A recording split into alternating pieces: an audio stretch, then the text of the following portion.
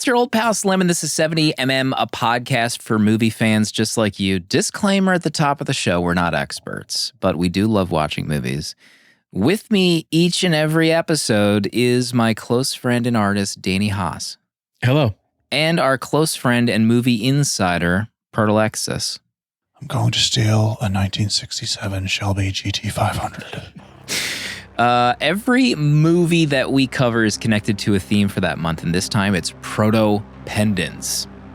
For the second time ever, our spiritual advisor gave Danny and I categories and movies to choose from, and we did.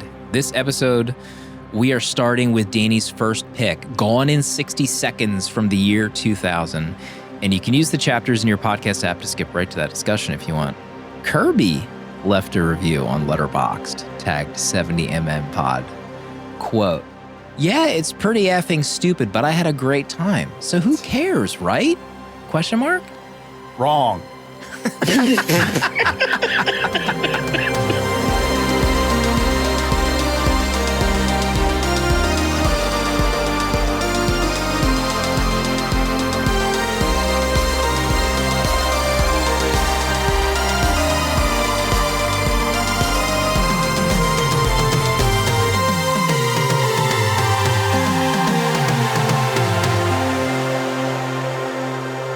The big news this week, my DMs pop. The amount of popping off happening in my DMs this week with this news. We need to bring the popping to the show. Hall H, Avengers, Doomsday, the big news. Robert Downey Jr. is back in the fold, back in the La Familia. He's coming back as a different character. He's coming back as Dr. Doom, Victor Von Doom. The MCU is back. Yeah. They've righted the ship. I don't know what else to say. As someone who's not into the MCU anymore, this isn't for me. So I feel like if you like, I don't know. I don't even know if you're a fan of the MCU anymore. If you like this move, if it screams of desperation to me and a little bit of greed. A bit of creative bankruptcy in my opinion, but whatever, just whatever. We're years away from having these movies anyway, so all I care about is that leaked trailer of Fantastic Four looked awesome. Oh, Yes. Yeah. I mean, that looked like a good time. Yeah. That Fantastic Four trailer looked inspired. Yeah. If I could be so bold. Inspired. I didn't even know they filmed that much footage. I thought they just started filming. That's what they kept saying in the interviews. They're like, we just started filming 2 weeks ago or something. What? 2 weeks, and they were able to cut that little thing together. Maybe it was AI. Pretty surprised. Listen, we're not done with RDJ talk. We're not getting out of this. I tried. No, we're going to loop back. We're going to loop back. We're going to circle back to RDJ. Apparently, Fantastic Four is going to be in 4:3 aspect ratio. Oh my gosh. Are the nerds ready for this? No. Not one nerd is ready. Was WandaVision 4:3? Because I think that's the same director. Oh, no. Did anyone watch WandaVision? I don't think so. I don't know. No one watched it. Can anyone confirm if WandaVision was in 4:3? Are there any nerds in chat? It wasn't. Some episodes. I finished it. Some episodes. First few episodes, Nick89 says. It's when it goes through the decades. Listen, if I can just take a stand on the news. Yeah, let's hear. I'm all in on RDJ coming back to the MCU. I am 100% You're all out of your in. damn mind. Those pants back. The only man to ever wear the baggiest pants possible is RDJ. Google RDJ baggy pants. Just Google RDJ and look at the pants he's wearing. You could fit 2 human bodies in a pant leg of what he's wearing. But that's besides the point. I'm excited. I like About Victor what? Von Doom back for the first You're time. exciting about whitewashing another Marvel character? Victor Von Doom was always white, wasn't he? Is this a trick? I don't even know how to respond to that. Do your own research. I think my research is done already. I think I already know the answer. However, maybe this opens the door for some exciting new things. Like Yes. what? Name one. A good movie. A good storyline. maybe a couple good movies in a row. We'll see. The jury's out. Proto, where do you stand on Robert Downey as Doom? Well, I think it's kind of fascinating. I mean, I was done with Iron Man, RDJ, and I think Iron I Man tapped 2. out.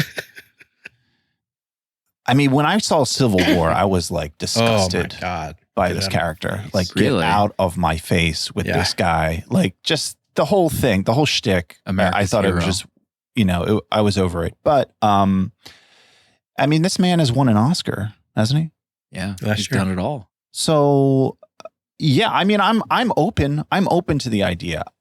But I will say that when I saw this news, my theory, and I'm blowing my Proto Lexus radio wad right now. My God. But my theory was that this was going to be like, a bit like a trick. Like he'd be in the first 20 minutes of the movie as like, he's an Iron Man that turned into Von Doom, and then they kill him off because the real Von Doom comes in or something. But apparently, I mean, if you're paying it sounds like they're going to end up paying just RDJ $200 million by the end of this. I mean, he has like 80 million guaranteed. What is this, baseball?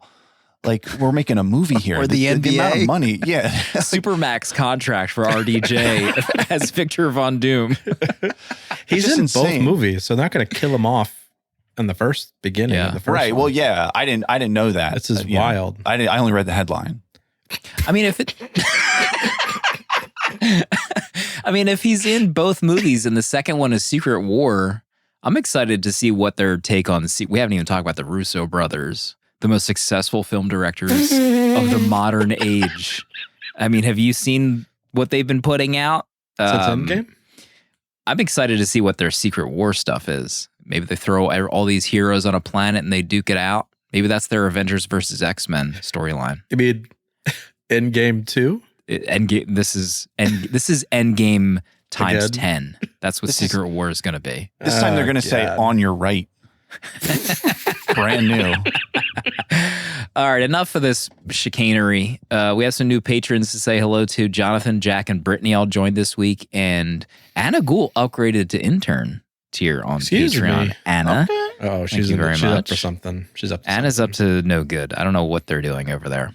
And you can get access to over 50 episodes by joining our Patreon that are behind the vault, the 70 millimeter vault. What was our most recent episode? Does anybody remember? Willy In the Wonka and the vault? Chocolate Factory. Oh, gosh. Yeah. What a time. Travesty of a film. If you want to hear our thoughts on that episode, join our Patreon. Great episode, a lot of fun. But Danny, you watched Oh, two. no. What did I Yeah, watch? we're going to Danny now. You already went to me once. Listen to this: The Amazing Spider-Man and Ready Player One in the same week. Yeah. Big week. I don't know what happened this week with George, but he like woke up and decided to just binge movies all week long. But he asked me to sit down and watch The Amazing Spider-Man with him, and I'm not going to turn that opportunity down. And I already love that film. I think it's a fun time. I love Andrew Garfield as Peter. I love Emma Stone as Gwen. And I forgot how much I love Martin Sheen as Uncle Ben. I think he's a fantastic Uncle Ben. So I had a blast watching it again. I'm always shocked by the level of hate that film gets. People But hate that film. I feel like Name a lot them. of. I'm not going to dox anybody. It doesn't get us enough love as, I don't know, I guess like the Tom Holland stuff, or at least the Tobey Maguire stuff, which I still love too. Anyway, love Amazing Spider-Man. I think Andrew and Emma's chemistry is probably the best of the two, or the I'd love best of to- like the love stories. I'd love to have that as an episode. Amazing Spider-Man. One. Yeah, and Bumbley didn't get a third, but I forget the whole drama behind not getting a third. It was because the second one was not great. The second one slaps, and you're out of your damn mind. No. You're out of your Wow. you're out of your damn. Can we check? Let's check the taste. mind. Let's check the Letterboxd reviews to see what people are saying about the Amazing Spider-Man. It's probably what they say about the first one too. Andrew's too hot to play Peter Parker. I'm looking up Is that the what they Amazing say? Spider-Man too. Yeah, no on one's Letterboxd. seen a J. Scott Campbell comic ever. Sorry. Wow, I gave the Amazing. This is BLB, but I gave it 1 star. That, You're that out of can't your be true. That damn can't be true. mind. What? Remember when the electricity fixed Jamie Foxx's teeth? Jamie Foxx. Remember how terrible that character was in the Oh, my third God. Holland movie? Oh my God. Oh yeah, Never I seen forgot about that. Yeah. Spoilers. Oh, that's over. Enough of that. It's But what long. about Ready Player One? You also watched that. Yeah, I did my I usually yearly try and listen to the book because I love the book. But I haven't yearly watched the movie, so I watched it this year after finishing the book. I have a great time watching that film. I don't want to say like it's a genius what they did by not trying to tell the book story completely and kind of flubbing it. So they kind of like changed a bunch of the storylines, which I think works for the film. And I just have a great time watching it. I think it looks great. And I love a good treasure hunt. I speaking of like reading reviews, there's a review that I always read about this film, and it's like, this doesn't look like a Spielberg movie. Mm. And like, I never noticed it until watching it this time, and it really does not like look like a Spielberg movie. And it really like threw me for a loop while I was watching it. Wow. When will we have a Ready Player One episode on this show, Proto? Have you seen it, Proto? I started it once and I didn't finish it. I can't remember. It might have been folding laundry and then I lost track of it. But no, I haven't watched the whole thing. I started reading the second book. I was given the second book for Christmas, and I read like 50 pages. Yeah, you got as far as me. Yeah. And I love the first book. It's pretty great. It looks like he's wearing an Apple Vision Pro on this backdrop on Letterboxd. Spielberg's always ahead of the time. He was. Ben Mendelsohn. Is this his big breakout role? Ben Mendelsohn. No, Might have been. It might have been. I think it was Rogue One. Rogue One. What if? When will we cover that on this show? I would love to do Ready Player One and Amazing Spider-Man. I think looking back, I remember one of my gripes, this was eons ago, but one of my gripes was that Andrew Garfield was like too cool to be Peter Parker. Oh my God. What? He was like Oh not my like I don't think he was like that Hmm. nerdy in the first movie. And I think that was like a turnoff for me at the time. He's super awkward in this. Well, Really? what was he in before this other than The Social Network? Like, I can't even think of what. Oh, before movies- this? Yeah, before Spider-Man. I'll That's look it not up right Social now. Hold Network? on I a don't know. second. The I'm Social looking Network. at it now. That's yeah, it. that's like the only movie I recognize. Never Let Me So- Go is before that, but I have never heard of that film. I've never heard of that film. Keira Knightley. Oh, I'm listening. Okay. Everyone calm down, jeez. Every week we give out a free year of Letterboxd Patron, if I remember. And we have a review tagged 70mm Pod. That's how you get entered to win. I was just rubbing my eye and I thought one of Scott's other tags was Huel, but it's Heist. So Oh, it was just, God. I Here we slightly go. misread the tag. Just a reminder, if you want nutritionally complete food, 100% plant-based, get some Huel right now. Scott Marvel gets a free year of Letterboxd Patron. Go on in 60 seconds. Thanks to 70mm Pod for letting me pull this still sealed Blu-ray out of mothballs for the biggest movie podcast. Nothing says Millennium Flick like a rap EDM soundtrack. Short-haired Nick Cage, a puffy-lipped Jolie, and the wet streets of Los Angeles with no traffic. There you have it. Fascinating. Congratulations. Pardo, what do you want to talk about this week? Let's see. Well, I want to hit on the first movie I watched is I continued down the Todd Haynes road. Oh, After we covered Carol last week, I wanted to check something else out. Jenna, we finished Presumed Innocent, which is the Apple TV show starring Jake Gyllenhaal. And we had a great time watching that. And we're still trying to come down from just the joy Excuse me. that we experienced. And Jenna was like, I need litigation. I need lawyers. I need a thriller of that magnitude. Oh, And wow. I said, my boy Todd Haynes, he's got a picture called Dark Waters about chemical companies trying to kill everyone. There you go. And she was like, I'm in. So we turned that on. And it's the story of, and I don't remember this happening, or like the story. I'm maybe seeing an Anderson Cooper clip, but I'm not sure. But it's there was this lawyer who worked defense for chemical companies, but he put a case against DuPont that they were like poisoning the water and the land in West Virginia. And this became like a huge story. It's kind of an interesting how it unfolds. The problem is it's like there isn't much there in terms of other than like what actually happened. Like it could have been like you could watch like a 20-minute documentary and kind of get everything you get out of this movie. And there isn't much more to this movie than just like that story. So in that way, it's kind of flimsy, but I mean, it looks great. Who's I the think lead? the lead is Mark Ruffalo. I know. Well- I want to hear about Oh, this. okay. And you know what? I It's didn't gonna have be a one of problem those with him. nights. And listen, I really don't think he was necessarily good in this. There was a few scenes in this movie where they tried to really like pound home the emotion. There's a scene with like Mark Ruffalo doing it, Anne Hathaway, Tim Robbins, and they all kind of whiff pretty hard of like conveying. It just was kind of cringy. But it was a fine movie otherwise. Oh, Wow. So this isn't the same story that we watched the Insider. Is that the same? Different lawsuit. Different company. I don't even remember that movie at this point. That was 4 weeks ago. That is long gone from the memory banks. But- You also watched a movie that I have almost picked for this show like 5 times. Really? What was it? Beau Travail. Oh yeah. Oh, Have you seen this? the No. cover? Mm-mm. Okay. Oh my gosh. So this is a part of my Criterion Challenge for 2024. Beau Travail from 1999, directed by Claire Denis.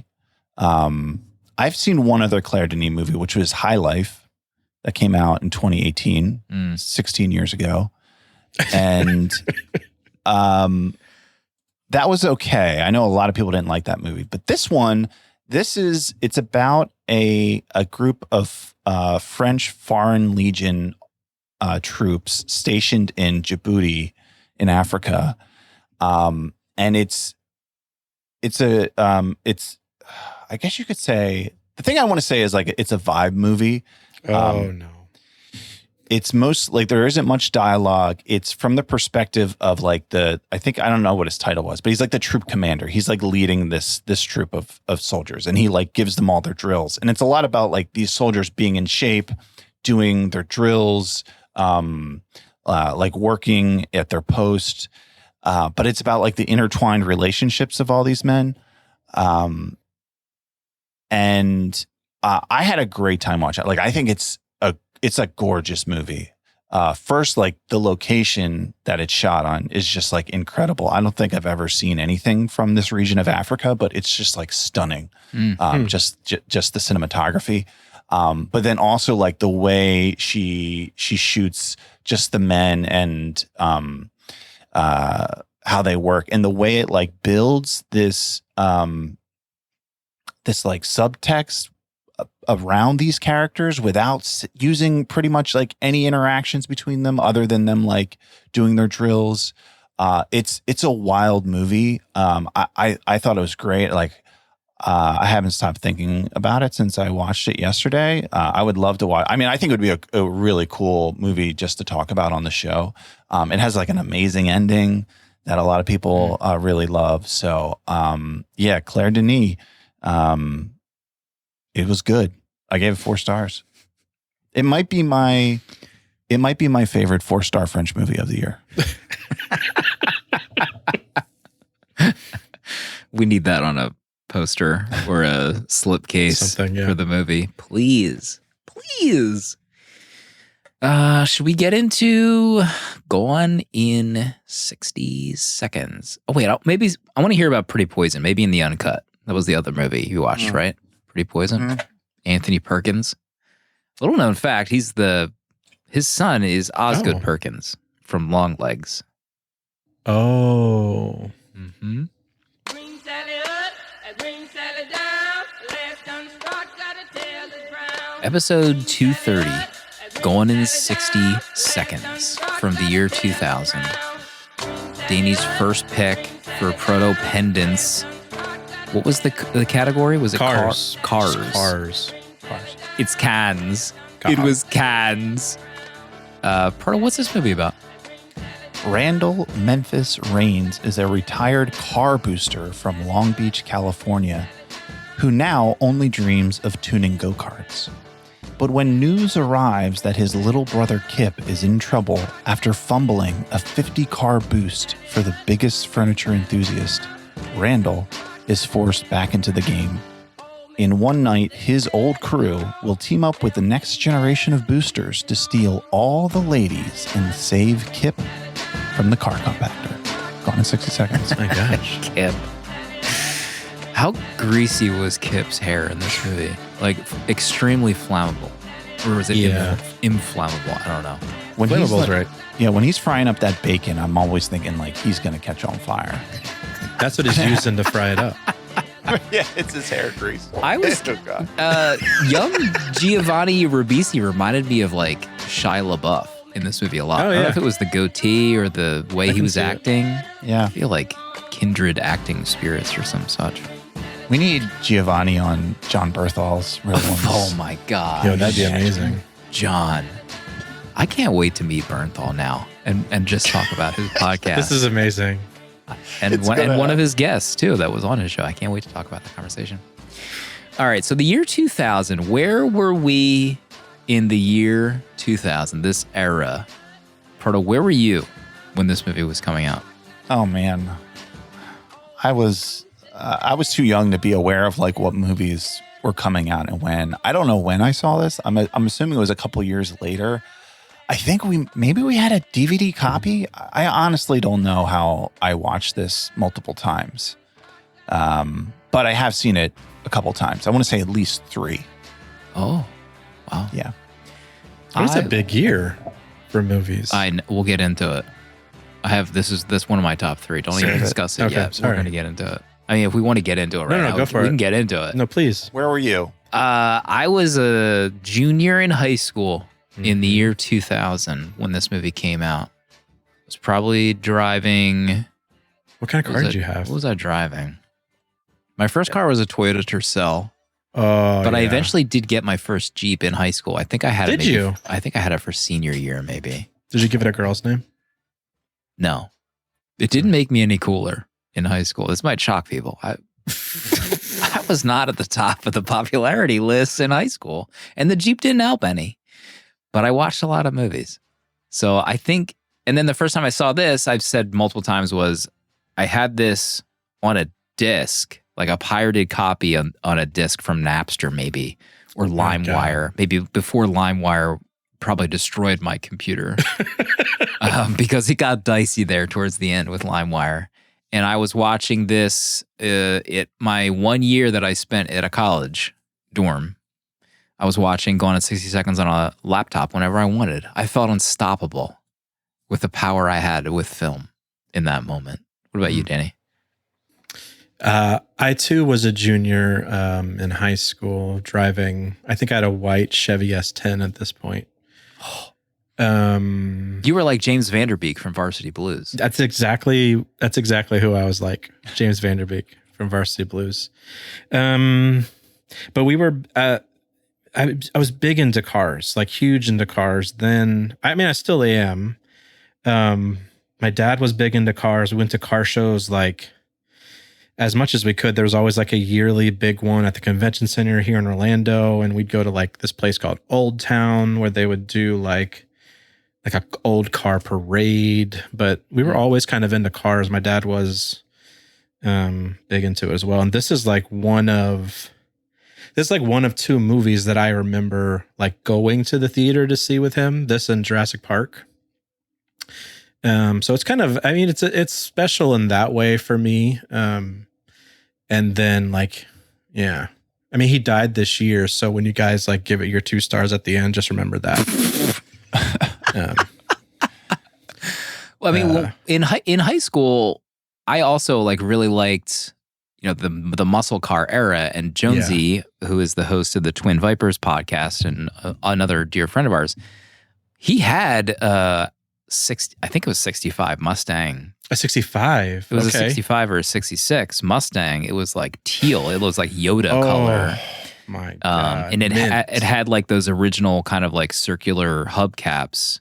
So he was driving that to school. Like we used to commute together. That's insane. And it was a death trap. Like no power steering. Like it was like he was driving a train on the streets. Yeah, that gas tank right at that bumper too. One rear end.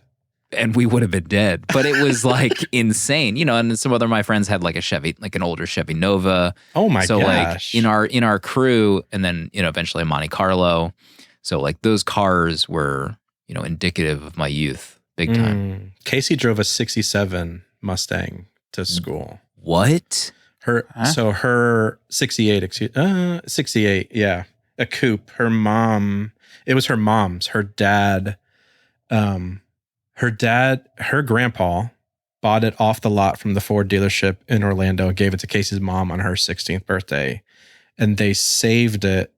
And then her mom gave it to Casey for her 16th birthday. It's still in storage somewhere. Wow. It's a candy apple red. It's still in storage. Yeah, I think it needs to be like really worked on to that be car able to probably travel cost again. car probably cost $1,000 in today money back then. Oh, back then I don't even want to know what it was. I mean, he worked for Ford, so he probably got a discount too. Oh my God, it might as well have been free. People don't realize our parents got everything for free.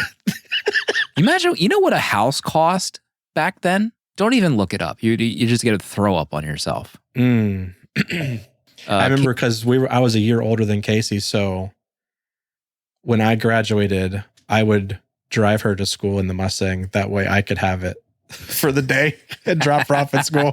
Wow. Casey in chat, that did make me cooler in high school. So, all right. Good for you, Casey. So one of my notes was about like the year 2000. And I can't remember if we said this on the show or not, but like the entire month is like this area of movies, right? It's like within a few years. Pretty much, yeah.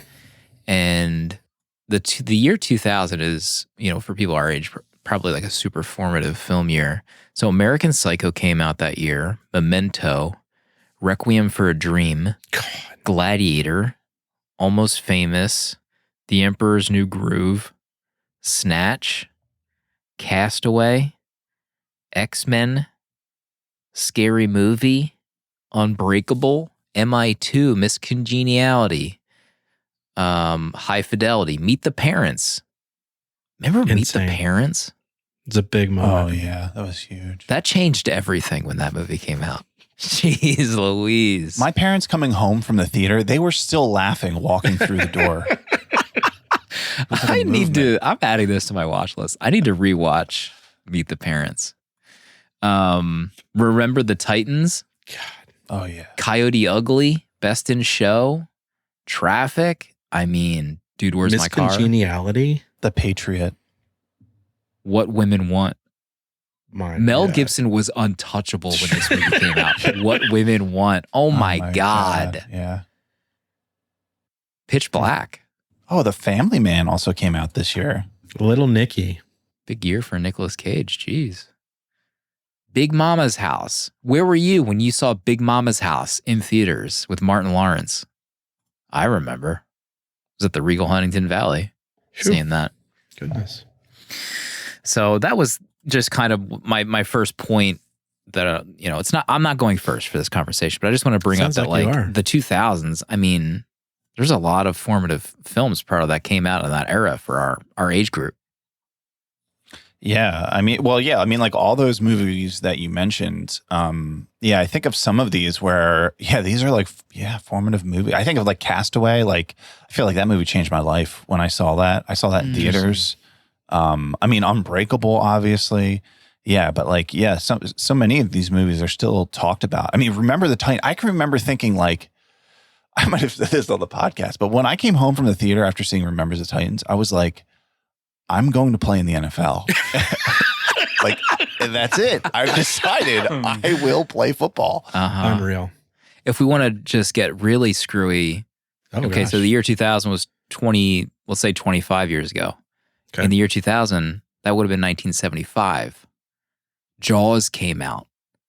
1975. One Flew Over the Cuckoo's Nest. The Rocky Horror Picture Show. Dog Day Afternoon. Barry Lyndon. Jean Dielman. My God. Nashville. The list goes on. I'm not going to name any of these other movies. Thank you. So, Danny, this was your pick. Yeah. Let's get into it. I think the first thing I want to talk about, because we're talking car movies, we got to talk about Eleanor right away. I, being like a big car person, I used to watch, sorry, Let it out. Overhaulin'. Do you remember Overhaulin', the TV Sounds show? familiar. So it was Chip Foose and crew, and they would, like, a family member would be like, my husband, my father, my grandfather has had this car in the garage for ages. Can you restore it? And then we'll surprise them and give it back to them. That's like the whole like premise of the show. But Chip Foose for me was like one of my favorite kind of car designers. I was always in love with how he could just kind of draw up a concept and then pretty much take the concept and make a car. Chip is the one that built Eleanor. So he was tasked by Jeff Mann from the art department to build Eleanor. Steve Sanford was the like concept designer of the car. And so Chip was given 7 weeks to build 15 Eleanors before production starts. And it's just wild to me that what he came up with. And my favorite bit kind of that when he talks about building the car is how he wanted to make it look like something that Carroll Shelby would have put on the road. Carroll Shelby of the Shelby Mustang kind of people. And I think he just kind of nailed it. It feels like a production car, but it's still such a gorgeous car that if the DeLorean didn't exist, this would be like my favorite movie car of like all time. Easily.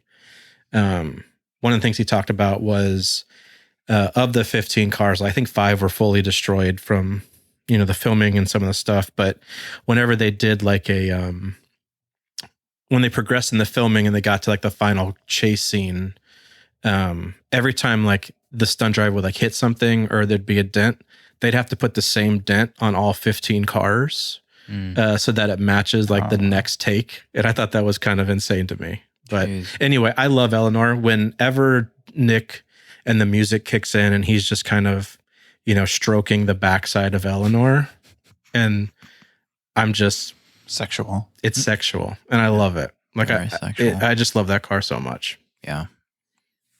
Wait, I'm sorry. What do you mean design this car as a concept? Like, doesn't this car exist? Like, what are you talking about? So the 1967 Shelby Mustang GT500 exists, but they couldn't. It's not possible to have that car as like the money car for the movie because you can't just kind of just like make them, or like you can't just like have like Shelby Mustangs. So what they did was they found like beat up old like fastback Mustangs that kind of were in the years. Oh, okay. And they put the like concept body on all these cars so they can have like the specific hero car. Got it. Imagine having that car.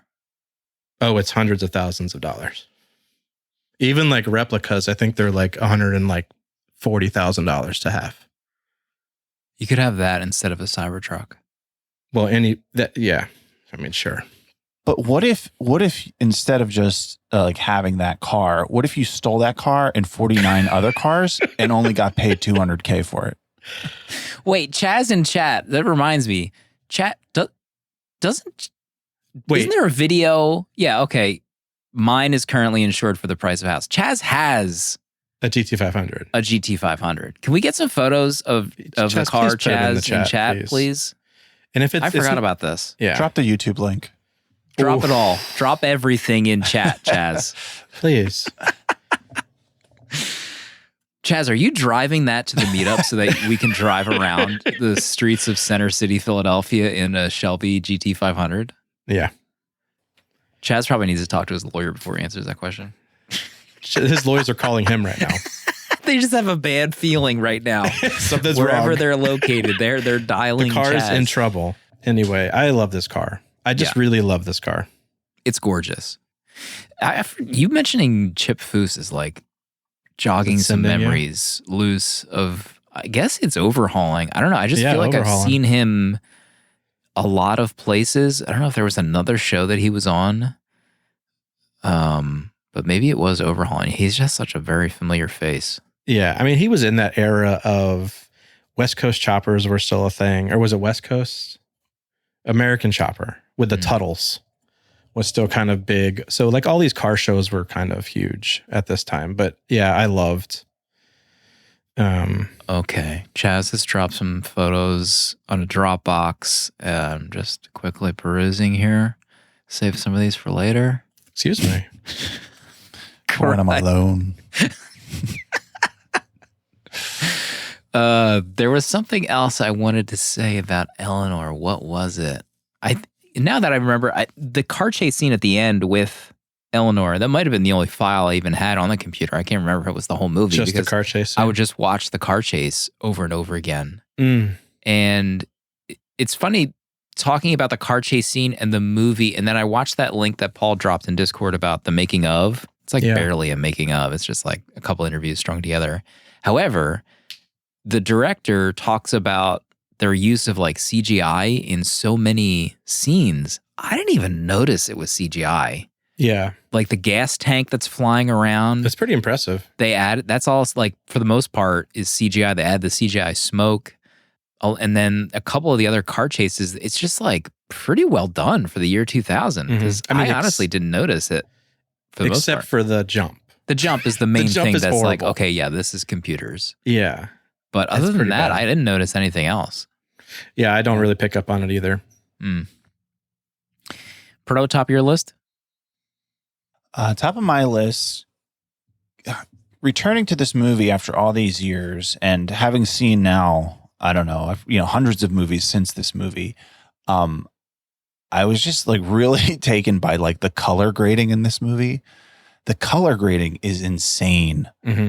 The way this movie looks. And I think it's not just this movie though. I think of this era, it was like also a thing too. Like I think of like Gladiator had just like crazy color grading. And there's other movies like of this time. I thought like it kind of reminded me even of like Seven, but Seven was 95. So it's like not as a time, but it's just like, it's so strong throughout the movie and the lighting, just like in every scene, just like no matter where they are, it's like multiple like different colors of lights. Like you got like the machine shop in the back will be just like this dark bluish hue. And then like the people in the foreground, like with the light, the sunlight coming through are just like a burnt orange color. And it's like that through the whole movie. And it's kind of takes a little adjusting, I think, but it feels like iconic to me for this movie. And I kind of love it. Even though it does, like when you're looking at it, it's like, this doesn't feel like natural in any way, but it's a lot of fun as you watch it. Yeah. When he's doing the go-kart stuff in the beginning, it looks like he's in like Blade Runner 49. It's like so orange and yellow. It's so orange.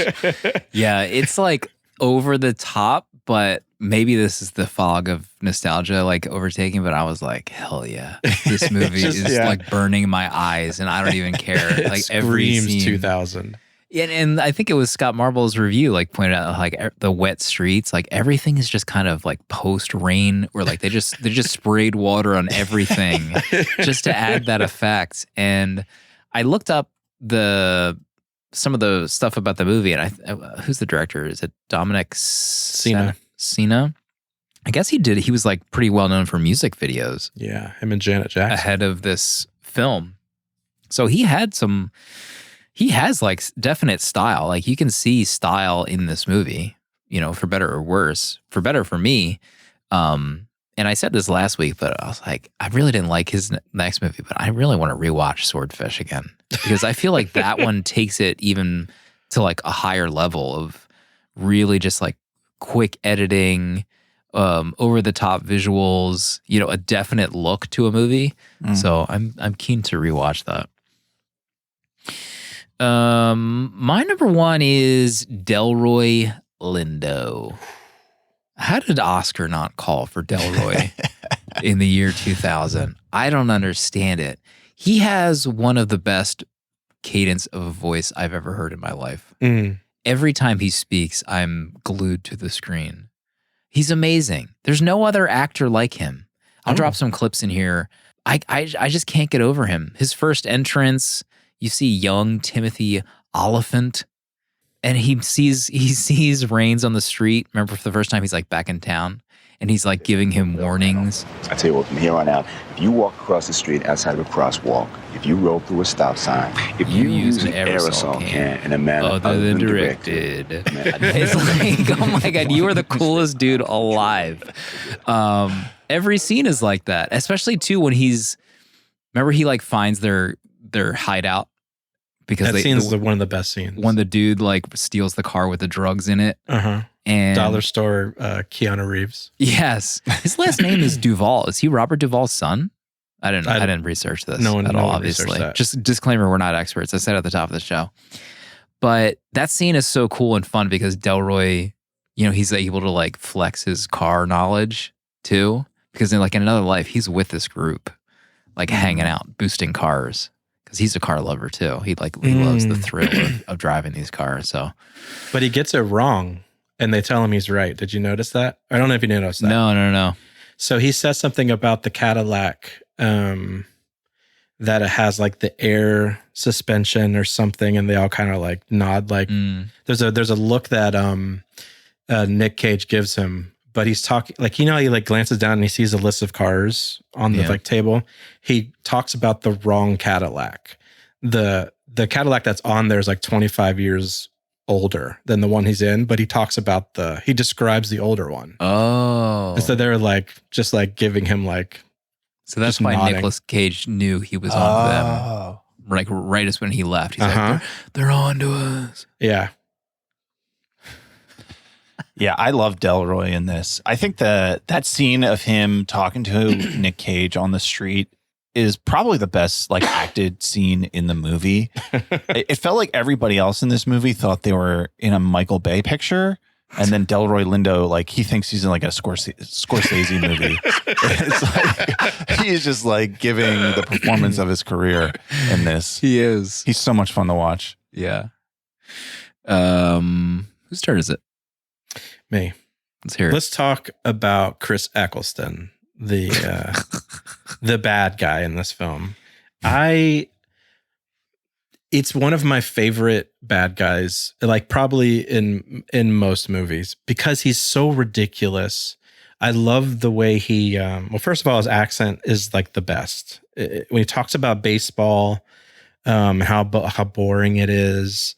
But just even for like a bad guy to have a hobby, which I think is like incredible. Like he's import-export of these stolen cars, but also he does woodworking on the side. And it's like a junkyard. He's like doing it in a junkyard.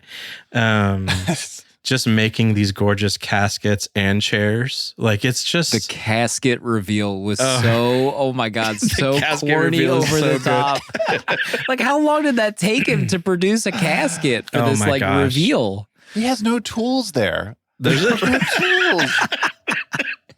50 cars. I need 50 cars. I knew you could do an accent for me. It's another problem in it. 50 cars. Do I look like an asshole? Oh man, Yeah. Yeah, you kind of do. it's killer. Yeah, this is the first thing I'd ever seen him in. When did 28 Days Later come out? Somebody know that? Another formative picture. No, I don't know. 28 Days Later, because that This would is the first thing I saw of him, and then until I ended up going back and watching Doctor Who. 2002 was 28 Days Later. So 2 years after this is when I would have seen him next. Man, what a movie, 28 Days Later. Yeesh. When Nick says you got a thing for wood, I love that scene when he's breaking that chair leg. Oh my gosh. Ugh. Toying with him. Yeah, him, he kind of reminds me of like a dime store Bond villain in a lot of ways. Yeah. Like, he's trying to get to that level of like international, crime, but he's just not there yet. He's still in Long Beach. There's a lot of Calitri. dime store characters in here in this movie. It's such a weird business for Calitri. Like, they steal cars. Some of them don't even look like cool cars, but someone is buying them on the black market. Like, how much are you paying for some of like these just crappy cars that they're boosting one night? I mean, what's the overhead? I mean, it doesn't seem like a good business. Well, back to what I said earlier is that I didn't understand, like, they're getting paid $200K. And of course, Kip, his life is being saved as well. But you're going to take a job of stealing 50 cars to get paid that much money. Like, these cars are worth, like, how much of all these cars together worth? They're like at least $500,000, right? Like, how is this a good deal? Yeah, Eleanor's got to be like a Probably quarter of, yeah. Well, the Jaguar XJ220, that the 200 mile an hour car that Sway pulls in. I mean, that thing alone has to be close to 200,000. This is $10 million worth of merchandise. Yeah, but I think like Kip's original deal makes sense. He's like 4 guys overtime trying to steal like 50 cars. But Nick's not doing it for the money at the end. Like, it's irrelevant if he gets paid or not. He's really just doing it to save his brother's life. He's out of the game. I didn't do it for the money. I did it for the cars. You slipped into Donald Trump a little bit with that accent. There's definite Trump mouth moves happening on It's all the screen. same. Proto, next on your list? Next on my list, this will get a little bit into the Cage stuff. Yeah. But how about the anti-chemistry between Nick Cage and Angelina Jolie? Oh my God. Like, it felt like they did not want to even look at each other in any scene that they were in. That scene where they're getting horny in the car waiting. Oh my God. That scene is insane. Like, it is so bad. Like, it seems like they're both like doing everything. She's trying to like sit on him without touching him is what it looked like.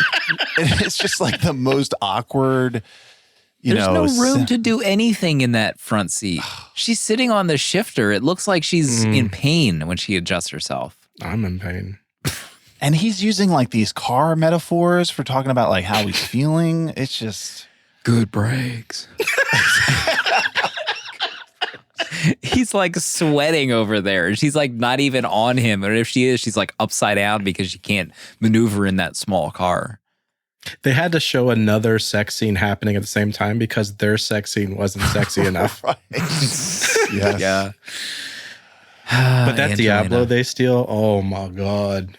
Yeah. The that was sexiest nice. part of that scene. I don't know how they didn't hear that car being driven away. I mean, even though they were Right. kind of fully nude and ready to just go at it. Yeah. I mean, It didn't matter at that They point. could see everything outside. Just turn around. You can see your car drifting away. No, they walk into another room. I don't know.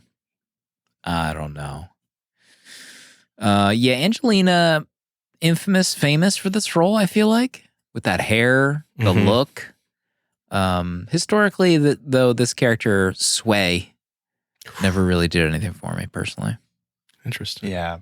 Yeah, it feels kind of like an afterthought. Like, once they were like, okay, we'll give Nick Cage this old flame, but that's really as far as it went. There was like real no stakes with it. It didn't really go anywhere, even by the end of it. It was just kind of like, yeah, we'll hook up once and that's it. It's just kind of goofy. How about the photoshops at the start of the movie? When they were showing like young Nicolas Cage and Giovanni Ribisi. They might as well have been cut out heads pasted onto another photo. Dude, I thought they were. Yeah. But we're talking year 1999, 2000 Photoshop. I can't imagine how hard it was. It was pretty impressive, I thought. It's bad. I mean, it's better than the still photography frame of dead Indiana Jones's father in Kingdom of the Crystal Skull. They just took a still publicity photo and put it on his desk. These people were working OT to get these photos done. There's a long credits at the beginning too. I forgot about how long they were. Yeah, it was. The whole Moby track. We haven't even really talked about the soundtrack too much, but man, I was getting taken back memory lane during the soundtrack. I got to Google it again. That DMX needle drop when they're stealing the Hummer is like all time. Master P was useless in this movie. I forgot Master P was even in this. That is like, you could take out his entire storyline and I feel like it would probably be an improved movie. Right? Like nothing's going on. I do love the scene where they rip his car in half at the diner. It just looks cool. That one's not bad. Never Gonna Come Back Down by Mike Doughty and BT.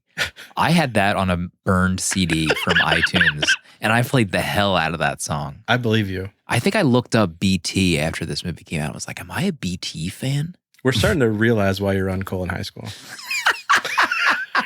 Rolling up with your Jeep and the doors off. Never Gonna Come Back Down blaring on my blown out Jeep Wrangler speakers. Maybe it's all starting to make sense. We're peeling the onion back for you. Very strange soundtrack. I'm looking at all these names. It was my introduction to Moby, though, for sure. Yeah. I think I'd probably listened to Play a little bit, but I had a friend who had this Galaxy, his father's Galaxy. And we would do the Nicolas Cage, like, finger wave, like, every time we got in the car and say, let's ride. And then we'd play Moby and drive to Miami. And it was the best. Yeah, it's an iconic scene. Lowrider, Donnie. Lowrider. Amazing scene. Yeah, I love that, like, the interplay that they have between, like, the old crew and the new crew. And, like, here's the new tech. And, like, oh, this is how we did it. That stuff's fun. How about Giovanni being pissed that they were, like, he was thinking they were just going to take all his money. And that's why they were doing it. Like, unreal. He wanted a piece of the cut. Idiot. Bacon grease going through his scalp into his brain. I have this written down in my notes. I don't remember. Was this Nicolas Cage saying this? Something was like, what do you want to do? I'd like to get a chocolate malt. What was that? What is a chocolate malt? Is that not a milkshake? Chocolate malt is not a milkshake. What is a malt? No one knows. What a malt is? Do your own research. I thought it was a milkshake. It's a milkshake with malt mixed in. Malt is some sort of powder. Malt sounds like some kind of 1940s drug that was outlawed because it's addictive. 1 part cocaine. Yes.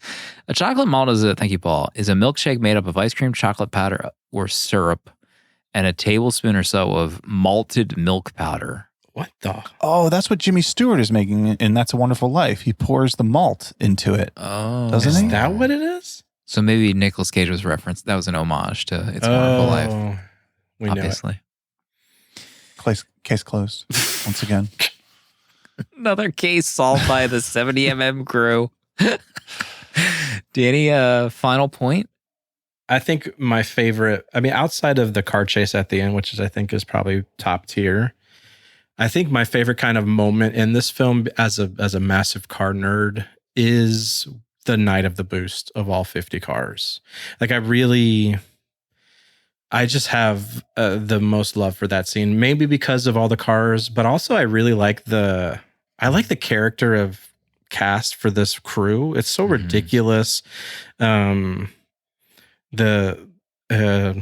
dime store Chris Rock paired up with Sphinx, and they're kind of, joking around getting the Hummer, and they're hilarious together. And the 3 white guys getting the Escalade from the frat party. It's just, I don't know. There's that whole like montage segment of stealing all the cars is like some of my absolute favorite. It's like one of the best moments of the movie. And then I get so frustrated when they're in the Ferrari dealership and they're like supposedly stealing like all these like hard to get high end cars. And it's like Raymond Calitri makes this idiotic list and doesn't, take the Ferrari F40 that's just sitting there, which is like probably the most rare Ferrari sitting in that garage. Anyway, it bugs me every time they walk past it. Like, take the F40, please. Christ alive. Yeah, Sphinx and TJ Cross as Mirror Man. I didn't realize that was even the character's name. I wrote down several of his moments. When he pulls out the doll to make her dance when he's trying to distract that security guard. She's a brick. Iconic moment. It's maybe top 100 movie moments for me. But then he, like the snake scene, he's like he's yelling because there's a snake in the car as they're leaving the parking lot. He's like, this snake is up my ass, man. This snake's gonna swallow my shit whole, man. It's an homage to Indiana Jones. Breakout star of this movie. He's only been in 3 movies, TJ Cross. Really? Showtime, Eddie Murphy and Robert De Niro, which is 2002, and then Bad Company with Chris Rock and Anthony Hopkins. What's he up to? I don't know. TJ, come on the show, please. Tell us about your filming experience and go on in 60 seconds. It's a fun moment seeing all the cars on the list. And it's, speaking of the cars on the list, there's like, this is like deep into the nerdum of this movie. So like when you bought the DVD, in the DVD set, they put the list, Raymond Calitri's list, as like a flyer inside of it. And it lists out the cars and names. The Diablo that they steal from the people having sex isn't on the booklet list, but it's on the whiteboard. But then the chalkboard is missing one of the infinities that they steal as well. So if you combine the lists, they actually steal 51 cars. Has anyone complained to the producers of the movie about these incomplete lists? Besides, it's fascinating, yeah. Also, the car, another nerdy point. When Donnie and Dime Store, Keanu Reeves are stealing that Jaguar, and the guy like tries to carjack them, that car that they're stealing isn't on the list at all. Makes me sick. James Duvall, who you've affectionately called Dime Store Keanu, I actually just saw him again at Planet Fitness, not at the fitness, on the TV. Oh, because he's in Independence Day. They were playing Independence Day at Planet Fitness. Yeah, he plays Randy Quaid's son. That's what he's from. It's also in Donnie Darko, for all the Darko heads out there. Proto, final point? My final point, the thing, I love how this movie gets going and just doesn't stop. Like each scene is, there's just like so much energy throughout this movie. I was thinking of like, you can watch, I mean, there's movies like, I guess from any period, but I just think of like more recent movies that I've watched where it's like you're 45 minutes in, it's like nothing's happened yet. Why hasn't anything happened? And this movie, like 10 minutes in, you've been introduced to like 10 different characters. There's been like 10 different plot points. It moves so fast, and it's like you can't look away because it's just like bing, bang, boom, like one thing after another. Here's another scene with a car. Here's a new character. They're doing this, they're doing that. It just moves so fast. And even the way the movie starts, I love the way it starts of just like them going to steal the Porsche, and he just takes the brick out of the back seat. Let me get my tool. Yeah, and it's just like you're like off to the races right from the get-go. And I think that's what I love about this movie a lot, is just that just how fast it moves, in that like if this movie was on TV, you could jump in at any moment and be like, oh, it's this scene. But I feel like that about like every scene in this movie is like a memorable scene to me. Yeah, there's really no breaks in the whole movie. Like he's 10 minutes in, he is like already planning to steal the cars, and he's already talked to his mom to get like the permission to do so. Yeah, there's no stopping. And if the director were here to be like, yeah, I wanted to make it feel like you were in a race car, we're driving fast, so the movie's got to go fast too. What about young Timothy Oliphant in pretty this young. movie. Looks like he's 20 years old if he's a day. I love when he makes fun of, or he says like that comment about Delroy's wife. She can be mean. I don't think I have any more notes necessarily. Robert Duvall, we haven't mentioned at all. He looks great in this. Great film. in this role, as always. Yeah. The Sleeper. Did you guys ever try that? Oh my gosh. You know what? I never picked up on that until this viewing.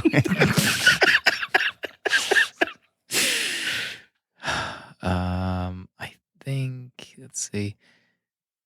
Stranger, excuse me. Oh, I watched this on, this is what I was going to say. I watched this on, I don't know what I watched on, Paramount or Peacock. And I don't have the ads plan, so no ads. But there were ad breaks. Like there were cuts for ads that they just like for a half second and then the movie just kept playing. So weird. You're right. Super bad. Like what's going on? Can we not? Calitri, good breaks. The snake is up my ass, man. Oh, you know what? It also reminded me, you want to get crazy with me? Delroy's line there. Amazing. I thought of the game Driver while I was watching this movie. Remember the PlayStation game Driver? I tried to, it was actually, it came out the year before this. Isn't there a movie? Yeah. But I played the hell out of that video game. That game changed my life. Driving around in a car, doing odd jobs, stealing people, stealing things. Stealing people? I mean, there's a lot of driving. A polygon-shaped car. I remember about that. Speaking of stealing people, I always love the the list with the girls' names so that the cops couldn't pick up on it, but they probably could have picked up on like trafficking. Like we just picked up yeah, the amount of women being picked up that night. Yeah, good point. I'm at 4 stars. This is a great movie. A lot of nostalgia for me. So much fun. And I know, I actually just reminds me, Proto, I'm not sure if you have any Villager reviews to spotlight later, but I keep forgetting to bring that up just in case. Oh. But 4 stars from me. A lot of fun. Still holds up. Nicolas Cage as a blonde is very strange. But great movie. A lot of fun. Danny? I think we've kind of gone over everything I wanted to talk about. J.J. Abrams has an uncredited script rewriter of this film.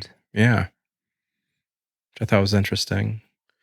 This is an easy 5-star movie for me. It is fully nostalgia driven, but you know, I just love this film so much. It hit me at like the perfect time. You know, just driving on my own, loving cars. I mean, the next year we get Fast and Furious 1. It's hard to, this era of film like molded my like movie like love for film, like especially action films, especially car movies. I would love for you guys to go back and watch the original Gone 6 Seconds because it's an insane film as well, like absolutely insane. Do they make like car movies like this anymore? Like, I mean, not like, because Fast and Furious has gotten so out of hand that I don't know. I mean, they did Need for Speed, which wasn't. That didn't go over well. It didn't do very well. What was the Italian Job? Or was that even a car movie? That was like 2001 or 2. That was more of a heist movie, but those Mini Coopers were like, I wanted a Mini Cooper so bad after that film. Yeah. Where are car heist movies at? I feel like the demographic is still alive. The Transporter. Remember the Transporter with Statham and that Audi? My God. Oh, yeah. Transporter also changed my life. Yeah, I mean, that was a banger. Dang, I got to rewatch the Transporter. I want to add that to my watch list too. The Transporter. I mean, that movie. There's like 4 of those. And then like 50 knockoffs. Like that movie set off so many changes in action movies. That's true. Yeah. Pardon? You know, we didn't get really a vibe on Nick Cage in this. Oh, yeah. Yeah, what's your general vibe on Nick? I'm curious. I think if I think I've kind of changed on it a bit because I think I love him the most in the National Treasure movies for me. But this was like my favorite Nick Cage movie for a very long time. I love Nick in this film. My least favorite Nick is when he's doing bits. Like he's pretending to buy a car. Yo, I love that bit. And, like two Rogers don't make a right. It's so good. When he's trash talking Master P in the diner. Yeah. So you don't like Nick going off the rails? I mean, I do Nick. because I love Snake Eyes, but I just didn't like it in this movie as much. I don't think I haven't seen Snake Eyes, so I can't make that judgment. I'm waiting for it to be picked on the show. Yeah, let us know how you feel. I feel like I watching it now, I liked him less than I like remembered. Some of it just seems like it comes off flat. Like that scene at the end where they give him the car. I'm blown away. You bought me a car. Like, dude, really? You're that excited, huh? It's a lot of work. Yeah, I don't know. I found him like more corny than I think anything in this. But that's just me. Mm-hmm. Honorable mentions. This felt like the best Michael Bay movie that he never made. Yeah. A lot of Michael Bay vibes watching this. Well, it was just it was Bruckheimer, right? Didn't Yeah, they? it's so Bruckheimer. Yeah. Still in that orbit. Will Patton. Crazy to see a Maxine homage, crushing a guy in a car. Oh. There it Good is. point. I didn't do it for the money. I did it for the cars. What a stupid line. Me too. Yeah, Robert Duvall's funny in this as well. That scene where he's like, where they come back, where they get tipped off that there's something wrong with the Mercedes, and Robert Duvall. I like. There's something about the way he uses his hands in that scene. Yeah. There's no Mercedes. There's no point in boosting all these cars. That's it. And he's just like waving his hands at them. Half his acting in this movie is his hands and the hand motions he does. I also love when Nick Cage comes up to find him. I love how like every character that he's going to see is doing like some kind of like novel thing with the car.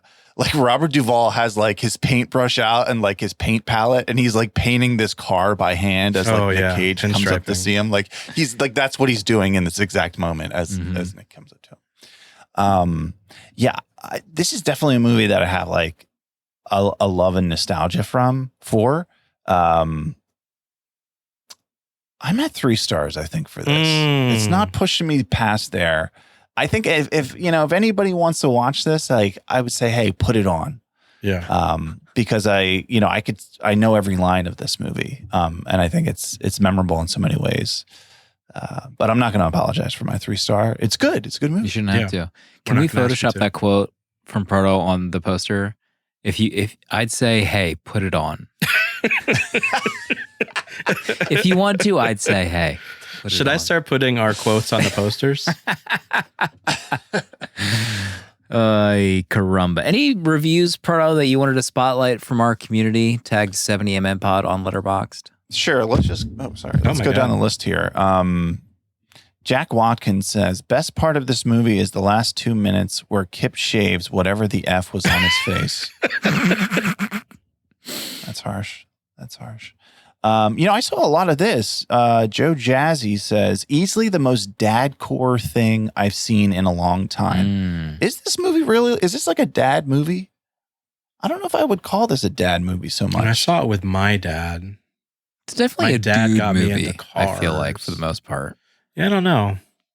Not to Maybe? gatekeep. That's not me trying to gatekeep anyone, okay? Just We would never. please. Waiting for this is from William Palmer. Waiting for a dog to take a dump has never been more thrilling. That is such a goofy scene. Like there's like no reason for that scene to even be in there. It was like we need an extra 5 minutes in this movie. Yeah. Let's have the dog eat the keys. Michael Pena pulls up. Closing the book on Gone in 60 Seconds. Great pick. Great to rewatch. We have a letter from Ezra. Subject line, greetings from the forest. Hey, 70mm, this is Ezra writing to you from British Columbia. I'm currently typing this up on my phone as I wait for a helicopter to come pick me up from a clearing in the middle of the forest. For the past 3 months, I've been tree planting in British Columbia and Saskatchewan. Not sure if any of you know anything about tree planting, but you get paid per tree you plant, usually at a rate of 14 to 20 cents per tree, and work 10-hour days. It's a tough job, and the weather and bugs can make it even harder. I wanted to write to you guys to thank you for helping me get through these tough days. Through the rain, bugs, and heat, your podcast has been my salvation, whether it's Slim salivating over the possibility of a film being turned into a theme park, Danny mouthing off about his hatred of Kyle Chandler, or Proto just being Porto. You three have helped me get through these tough days. By this point, I think I've listened to almost every episode, both public and vault, and I can confidently say you are by far my favorite podcast. Oh my gosh. Wow. Thank you so much for all the hard work you guys put in week after week, and I can't wait for what's to come. P.S. I am with the Shoe Removal Coalition. Let the dogs out. I draw the line at no socks, though. Sincerely, Ezra. What a letter. Wow. Thank you, Ezra. Thank you. Ezra keeping this world going, planting one tree at a time. Yeah. It's amazing. But at the same time, still dogs out side of the war. Yeah. The war raging in our great nation. Mm. Should you take your shoes off at a theater or should you leave them on? It's a great question. We still haven't settled the debate. This is an ongoing discussion. You got to hear both sides. Yeah. Can we get it as a referendum on the November ballot? I mean, I don't know what to expect at our meetup or at the screening, the psycho If screening. I see 1 foot, Get What him are up you gonna against the do? wall. What Get are him you up gonna against do? the wall. I'm calling the cops. Maybe the Philadelphia Film Center has like a rule we have to announce like when we have the mics Let's get before in the the foot of a movie. side. We might have to make a statement once we're up in front of the audience. Next week is my pick from Proto Pendants for my categories. I think it was Bad Cops Do Crime, maybe was the category, and I chose Training Day from 2001. The era. The era. Mm-hmm. On his first day on the job as a narcotics officer, a rookie cop works with a rogue detective who isn't what he appears. Denzel back on the pod. Ethan Hawke. Ethan back on the pod. First time? No. Dead Poets Society. Yeah. Okay. Not the first time. Eva Mendes in this. Oh. Macy Gray, Snoop Dogg, Dr. Dre, Cliff Curtis, Tom Berenger, Scott Glenn. Do you need anything else, folks? That's insane. Not streaming right now, but it's the first of the month, so maybe that'll change in a few days. Look at this. Okay, Paramount Plus. There you go. If I get ad breaks without ads, so help me God. So help me God. Pro, any closing thoughts this week? I don't really have any closing thoughts other than we know the Olympics are going on right now. So congratulations and good luck to all the nations participating, all the nations that are represented listening on the show. I hope you get the medals that you've dreamed of. I haven't been watching. That's okay. It's not, I don't have to be involved in everything, but I'm glad that people are loving it. And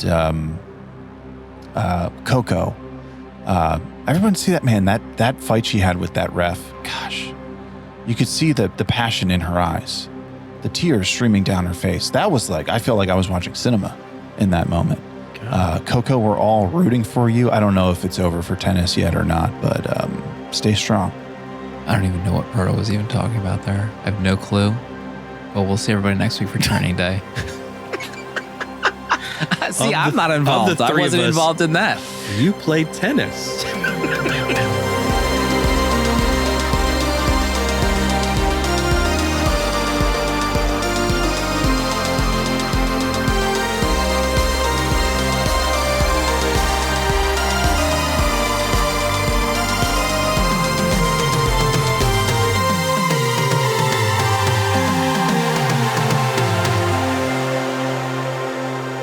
$70mm is a tape deck production featuring original artwork provided by Danny Haas. spiritual guidance, and V'ger, the robot who loves movies, provided by Pertalexis. Producer at large, Dale_A. And music composed by Cinematrix. Prints and other merch are available on 70mmpod.com. This episode was mixed, edited, and produced by me, Slim. Support our Patreon for access to our VHS Village Discord to talk movies with new friends, access to our exclusive episodes in the 70mm vault, discounts on merch, uncut episodes, and a physical membership card mailed to you. To check out other Tape Deck podcasts, find the link in the episode notes. And if you'd like to support our friends at Letterboxd and upgrade to pro or patron status, you can do so with a 20% off discount using the links on 70mmpod.com. Goodbye. This is a Tape Deck podcast.